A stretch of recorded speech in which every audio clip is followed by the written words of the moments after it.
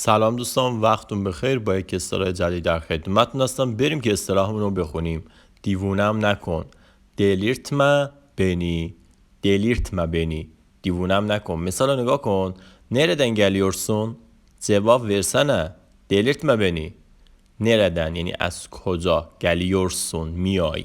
جواب versene. جواب بدی. delirtme beni. delirtme beni. که دیوونم نکن. نره به معنی کجا، دم پسوند از هست، gelmek آمدن، ایور پسوند زمان ها، سون پسوند فاعلی برای شخص سن هستش. جواب ورسنه بدی. delirtme beni یا دیوونم نکن.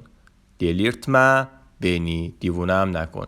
حالا منفی ساز هست، بم به معنای من، ای پسوند آی با نقطه پسوند حالا را هستش. خب اینم از این اصطلاحمون. حتما لایک و سابسکرایب یادتون نره.